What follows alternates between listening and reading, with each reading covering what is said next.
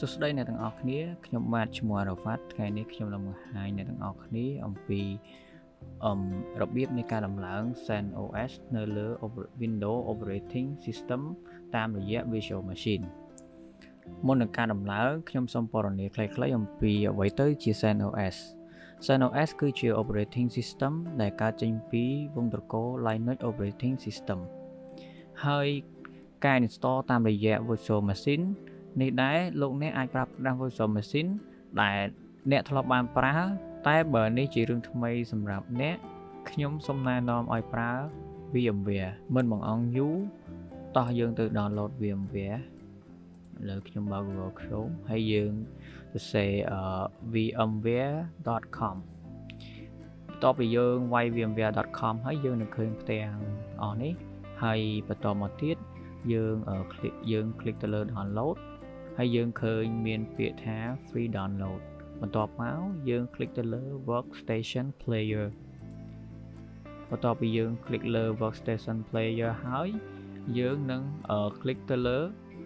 download now បន្ទាប់ពីយើងคลิก download now គឺវានឹង download ឲ្យយើងប៉ុន្តែដោយសារខ្ញុំបាន download ទុកហើយខ្ញុំសូមទៅជំហានបន្តទៀតគឺយើងនឹង download CentOS CentOS ក៏ដូចគ្នាដែរយើងគ្រាន់តែវាយថា centos.org បន្ទាប់ពីយើងវាយ centos.org ហើយយើងនឹងឃើញផ្ទាំង website មួយនេះហើយយើងคลิกទៅលើ download ហើយបន្ទាប់ពីយើងคลิก download យើងត្រូវជ្រើសរើសយក CentOS Linux មិនមែន CentOS Stream ទេអញ្ចឹងពេលយើងคลิกលើ CentOS Linux គឺយើងคลิกទៅលើមួយនេះពេលយើងคลิกហើយវានឹងឲ្យលេងជា mirror នៅតាមតំបន់ដែលយើងនៅហើយសម្រាប់ខ្ញុំអាចរើសយក mirror មួយនេះចឹងពេលដែលយើងคลิก mirror មួយនេះវានឹងមានជម្រើសច្រើនដើម្បីយើងជ្រើសរើសយើងនឹងជ្រើសរើសយក file ISO មួយដែលធំជាងគេនេះគឺ file ISO មួយដែលមានទំហំ 8GB ហើយfile CentOS នេះដែរក៏ខ្ញុំបាន download ទុកវាស្រាប់ហើយអញ្ចឹងយើងទៅដល់ជំហានបន្ទាប់ឥឡូវខ្ញុំបើក folder ដែលខ្ញុំបានទុកហើយអញ្ចឹងជំហានបន្ទាប់ដែលយើងត្រូវធ្វើ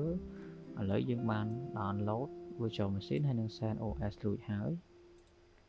ចឹងជំហានបន្តយើងត្រូវធ្វើគឺយើងដំឡើង Virtual Machine ដែលខ្ញុំ download VMware បន្ទាប់មកគឺយើងនឹង install ដំឡើង CentOS នៅក្នុង Virtual Machine ឥឡូវយើងចាប់ផ្ដើម install VMware install វាយើង click next យើង take វាមកហើយយើង click next ទៀតយើង click next next ហើយយើង click install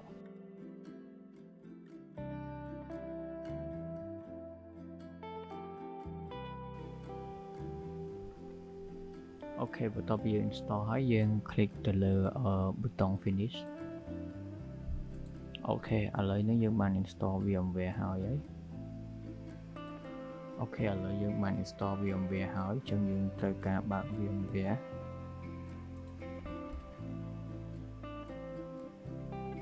អូខេឥឡូវខ្ញុំបើក VMware Workstation យើងប្រើវា free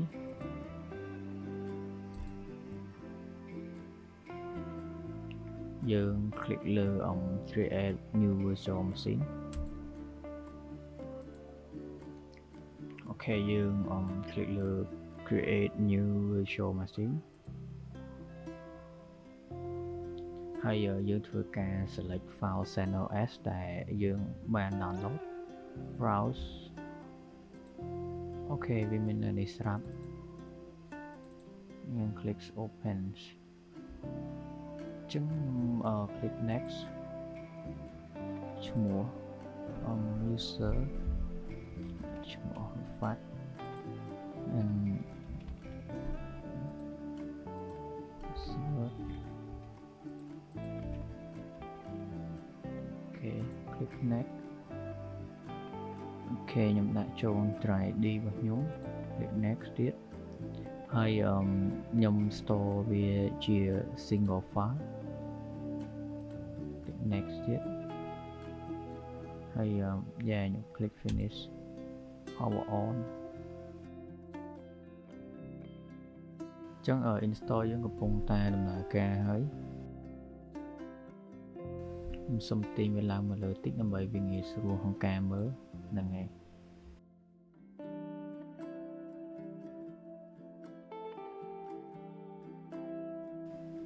អូខេឥឡូវហ្នឹងវាកំពុងតែ install ឲ្យយើងហើយ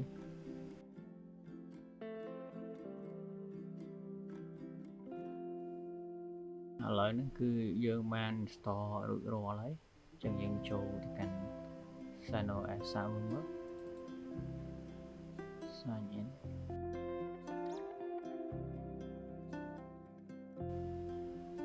អូខេឥឡូវហ្នឹង CentOS ត្រូវបាន install ហើយឥឡូវខ្ញុំសូមចុចបិទវាអញ្ចឹងអរគុណសម្រាប់ការទស្សនាឥឡូវហ្នឹងការ install CentOS នៅលើ Windows Operating System តាមរយៈ VMware គឺ